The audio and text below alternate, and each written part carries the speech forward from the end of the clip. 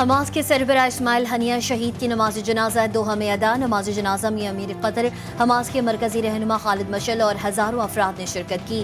قومی اسمبلی میں اسماعیل ہنیہ کے قتل کے خلاف متفقہ مذمتی قرارداد منظور۔ سینئر صوبائی وزیر شرجیل انعام میمن کا تقریب سے خطاب، کہتے ہیں پیپلز پارٹی کی سندھ حکومت نے صحافیوں کے لیے سب سے زیادہ فلاحی کام کیے۔ پیپلز پارٹی کی جانب سے ہمیشہ برداشت کا رویہ اپنایا گیا۔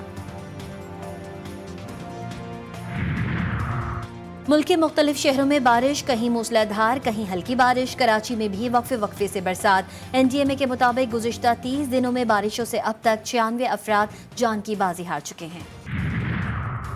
اور ریفائنریز کی اپ گریڈیشن میں $4.5 ارب سرمایہ کاری کی راہ ہموار ہو گئی۔ اوگرا اور آئل ریفائنریز نے معاہدوں پر عمل درآمد تیز کر دیا۔ Attock refinery limited, national refinery limited اور اوگرا کے درمیان معاہدوں کا مسودہ تیار کر لیا گیا۔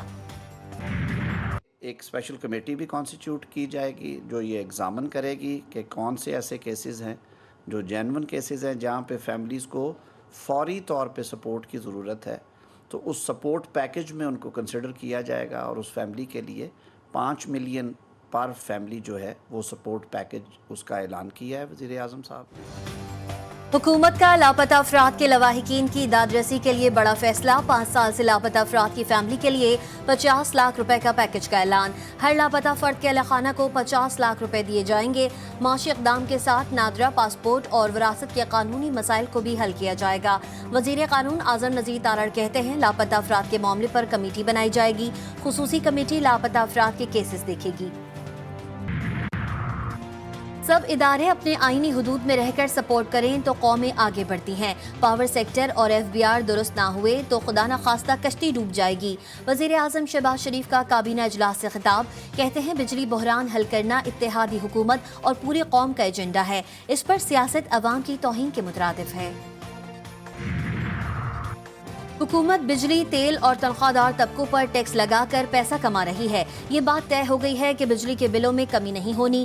سابق وفاقی وزیر فواد چودھری کہتے ہیں اپوزیشن الائنس نہ بننے کی وجہ سے تتر بتر ہے۔ جب تک اپوزیشن جماعت اتحاد نہیں کریں گی تب تک یہی چلے گا۔ حکومت کھلی گھوم رہی ہے اور سپریم کورٹ کے دلیر ججز کے خلاف سازشیں ہو رہی ہیں۔ صرف آج کے مسائل حل کرنے سے مسائل مکمل طور پر حل نہیں ہو سکتے۔ بجلی کا مسئلہ سنگین ہے۔ پاور سٹرکچر کے ٹیرف کو ریکوری سٹرکچر کرنا ہوگا۔ وزیر اعلیٰ سندھ کا تقریب سے خطاب، Sindh power electric power company بنانے کا اعلان، کہتے ہیں ملک میں کوئلے سے سب سے سستی بجلی تھر میں بن رہی ہے۔ تاجروں کے مسائل حل کرنے کے لیے کام کر رہے ہیں۔ حکومتی کمیٹی اور جماعت اسلامی کے درمیان مذاکرات میں پیش رفت۔ وفاقی حکومت کی سفارش پر پنجاب حکومت کا جماعت اسلامی کے مقامی رہنماؤں اور ورکرز کے رہائی کا فیصلہ۔ جماعت اسلامی کا راولپنڈی میں دھرنا جاری، احتجاج کا دائرہ کار بڑھانے کا اعلان۔ چیف الیکشن کمشنر اور ارکان کے خلاف ایک اور ریفرنس جوڈیشل کمیشن میں جمع۔ Reference opposition leader Punjab assembly Ahmad Khan Bhachar نے جمع کروایا۔ موقف اختیار کیا گیا کہ چیف الیکشن کمشنر اور دوسرے ممبران جانبدار ہیں۔ انتخابات میں الیکشن کمشنر اور دیگر ممبران نے جانبداری کا مظاہرہ کیا۔ ریفرنس میں انتخابی بے ضابطگیوں کے ثبوت بھی لگائے گئے۔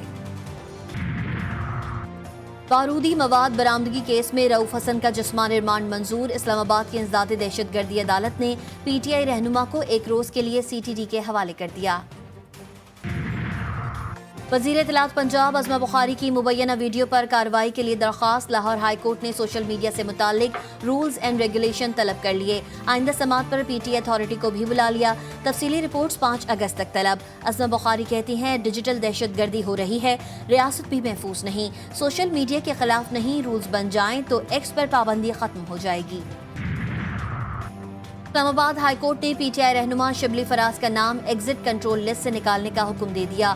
جسٹس طارق محمود جہانگیری نے ریمارکس دیے کہ وزارت داخلہ اور DG پاسپورٹ عدالت کو مطمئن نہیں کر سکے۔ 1 ہفتے میں شبلی فراز کا نام ECL سے نکال کر عدالت میں رپورٹ پیش کی جائے۔ ٹانک میں ڈیرہ اسماعیل خان روڈ پر دہشت گردوں کا ایڈیشنل سیشن جج محمد حسنین کی گاڑی پر حملہ، 2 پولیس اہلکار شہید، 2 زخمی۔ گاڑی میں جج سمیت 3 افراد محفوظ رہے۔